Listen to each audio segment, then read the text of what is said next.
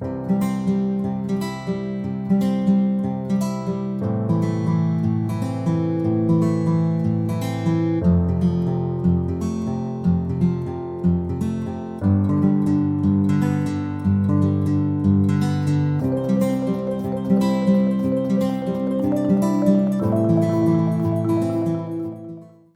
few of you know that it is not really easy for me to come up here and speak to you unless something has gotten me excited.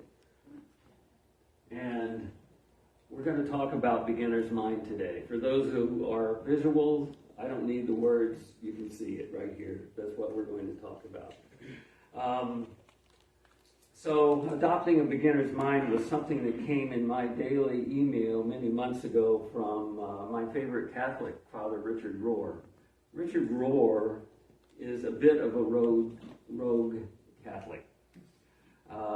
He could easily teach a unity lesson or message every day of his life. As a matter of fact, starting in mid-September, which April told you about, Reverend Karen is teaching a series on his book, The Universal Christ, which I highly recommend. And that book, for me, reinforced some of the things that I was beginning to learn about the Christ within me and the Christ within you.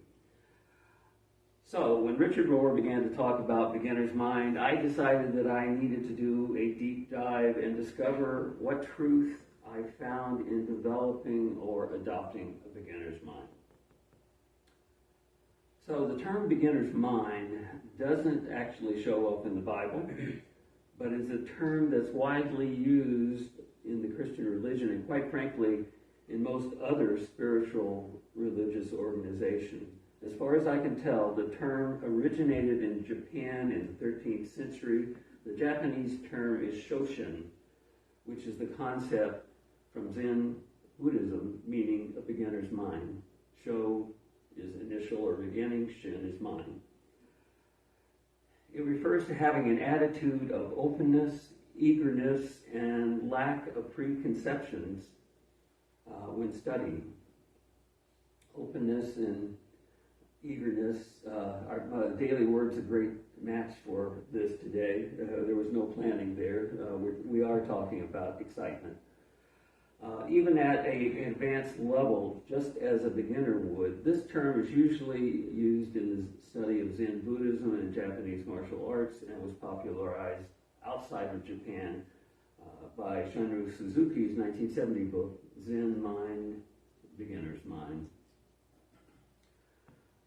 So Charles Fillmore, one of our founders, is fully on board with this concept. This is a quote from him. "It is the childlike mind that finds the kingdom." So let's look at what Jesus says. Jesus shows that children can teach the rest of us how to adopt a beginner's mind. Jesus calls us exactly what Zen Masters call their students. One of Jesus' favorite examples is a child. Every time the disciples were tempted to get into their heads, into their religious smugness, or to settle dust before they've learned its lessons, Jesus brings a child and puts it in front of them. That's their clue. That's who they should be focusing on. In Matthew 18:3, and I'm paraphrasing a little bit, I'm telling you once and for all, if you do not go back to square one and start over like a child, you will never be able to see the new reality. In other places, similar advice follows on disciples' rather heavy discussions around divorce. At that point, Jesus brings out a child again. That's from Mark 10:15. Another time, the disciples are discussing the possibility of celibacy, and their conversation is only on the theoretical level, and Jesus again brings the little child out. That's from Matthew 19:14. Notice when Jesus counsels the beginner's mind, every time he welcomes little children, it's when the disciples are discussing topics that to this day lend themselves to heady, ideological discussions. One group can come down as right, and the other group can come down as wrong. basically, Jesus is telling them that this is a waste of time. He's telling them, you are not seeking the truth. You're seeking to be in control. Jesus says that the only people who can recognize and be ready for what he's talking about are the ones who come with the mind and heart of a child. It's the same reality as beginner's mind. The older we get, the more we've been betrayed, hurt, and disappointed. At 73, I've had a lot of that stuff happen. We move further away from the immediate delight and curiosity of small children. I see Jonathan thinking about small children running around. He's got a great smile on his face. I just thought I'd bring that up. We must never presume that we see. We must always be ready to see anew. But it's so hard to go back, to be vulnerable, and to say to our soul, I don't know anything. So I'm going to ask a favor of you and try to humor me a little bit. For those of you in the chapel and for those of you online, please say or type this, I don't know anything. I don't know anything. I seriously doubt that any of us found that an easy say or do. And if any of you did, you're now labeled teacher, because you have a lot to teach each and every one of us. Maybe we could think of ourselves as an erased blackboard, ready to be written on.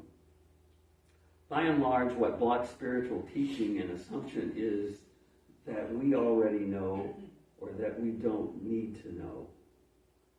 We have to pray for the grace of a beginner's mind. We need to say with the blind man from Mark 10:51, I want to see. Spirituality is about seeing. It's not about earning or achieving. It's about relationship rather than results or requirements. Once we see, the rest follows. We don't need to push the river. Guess why? Because we are in it. Life is lived within us, and we need to learn how to say yes to that life. So, I did a lot of research. For some reason, this really got me excited. And I learned a lot about other religions in this. And what I want to let you know is that while doing this research, I found similar concepts in almost every religion.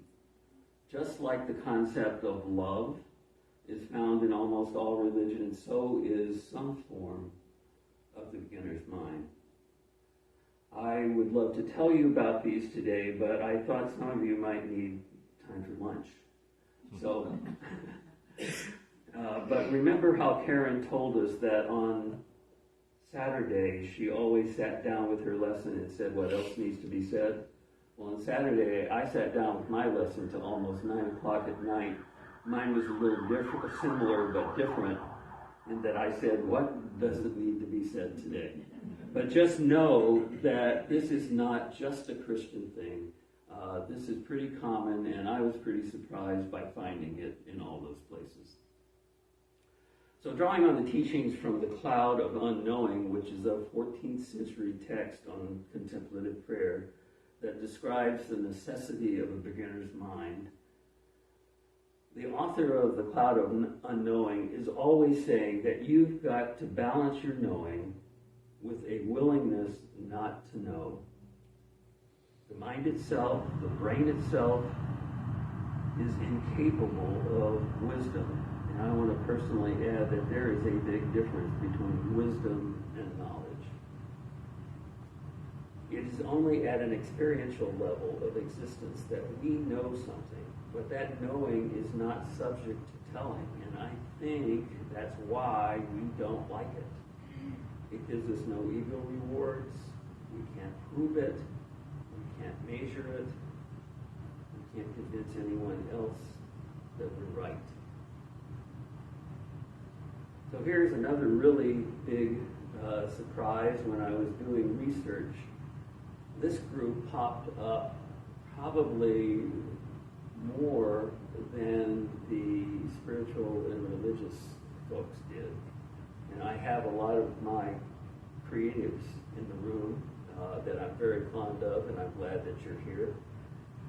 What really surprised me that on developing a beginner's mind was how many times our artists, our writers, our painters, our poets, and our creative people in general recognize the importance of developing a beginner's mind and actually mentioning it in their writing and their podcasts.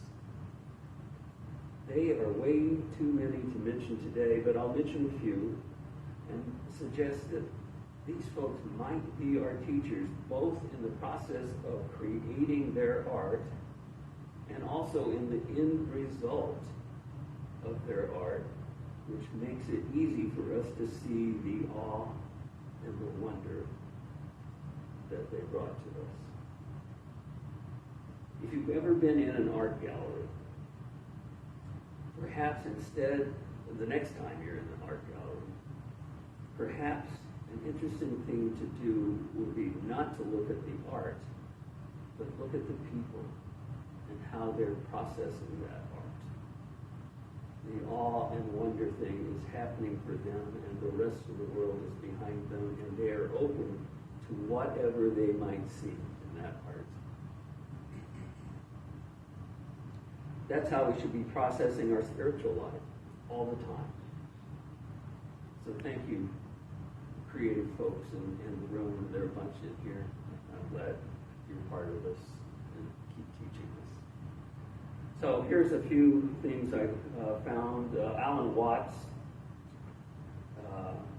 writer, wrote that you are the vast thing that you see far off with great telescopes. You might remember that Reverend Karen used a similar analogy last week. Poet Matthew Shirley said, with a beginner's mind, a simple color can be absolutely extraordinary. A glass of water can also be. The taste of strawberries can be. Poetry shows us this. Ralph Waldo Emerson, in his essay, The Poet, he wrote, the insight which expresses itself by what is called imagination is a very high sort of seeing which does not come by study, but by the intellect being where and what it sees, by sharing the path or circuit of things through forms, and so making them translucent to others. And finally, artist Christopher Warren Elam. To be an artist is to have a beginner's mind, a mind open to limitless pathways and the creative act, and is not impaired by the limitations of being an expert. So when our creative friends complain that they are stuck, what they are really saying to us is that they are stuck on the human side of the mind where the ego resides with all of the learned barriers to protect itself. But they are so much better at coming back to that right there.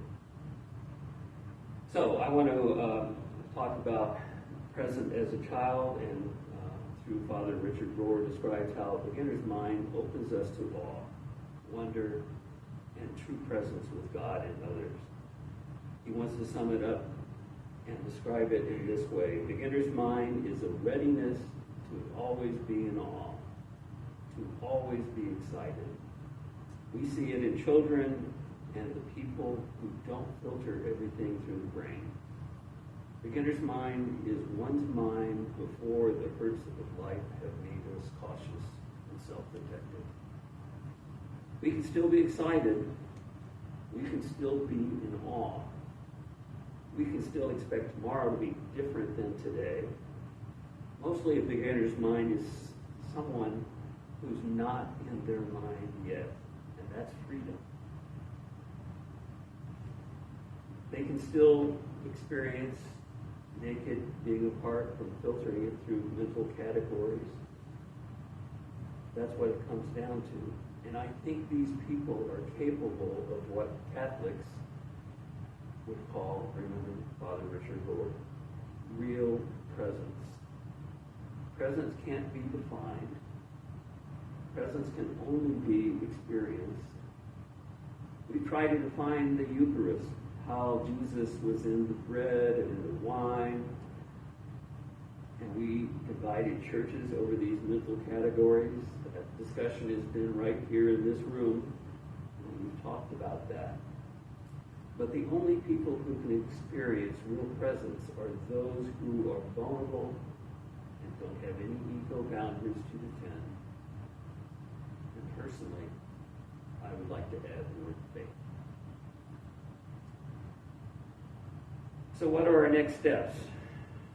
I'm going to offer 3 next steps to you, 2 of which you're going to recognize right away, because as Myrtle and Charles Fillmore have been telling us this for over 130 years, but I'm going to tell you again today under this category. First, affirmative prayer. It is the absolute highest form of creative thought. It includes the release of counterproductive negative thoughts, as well as holding in mind elements of spiritual truth. We at Unity of Augusta have created a chaplain program that's designed to bring this practice to you. I'm suggesting that you use this. Number 2, develop a mindfulness meditation practice. I can say that I have never heard anybody who has practiced mindfulness meditation for an extended period of time come to me and say, this has not improved my life. I can also say that I've heard folks who tried meditation for a short period of time claim that this has not affected them in any way. But the thing we have to remember is this is a practice. And practice means we do it over and over to improve our effectiveness. We teach folks who come to our Sunday meditation ways to clear their minds of counterproductive thoughts in a guilt-free way, so they can experience the mindfulness of the moment, or in other words, wonder, awe, and personal gratitude. Now here's my final, number 3. So this third method is one that I'm calling flip the switch. During the day, when you recognize a negative thought, mentally say to yourself, flip the switch. When you find yourself judging somebody, flip the switch and go on to discover what positive opportunities are available to you. When you find yourself arguing that you are right and putting all your effort into proving others wrong, Flip the switch. flip the switch. Thank you. If you think you know all there is to know about a certain topic, flip that switch. And while this is not a comprehensive list of negative thoughts, I will offer up one more. If Steve made you a bit anxious today, flip that switch. That's a little humor mixed with truth. So I would like to close by sharing with you this quote from the Zen monk who we talked about earlier, Shunryu Suzuki, who shared his book Zen Mind, Beginner's Mind, published in 1970. If your mind is empty, it is always ready for anything. It is open to everything. In beginner's mind, there are many possibilities. In the expert's mind, there are few. Thank you for letting me share my truths as I know them today. I am so honored to share them with you.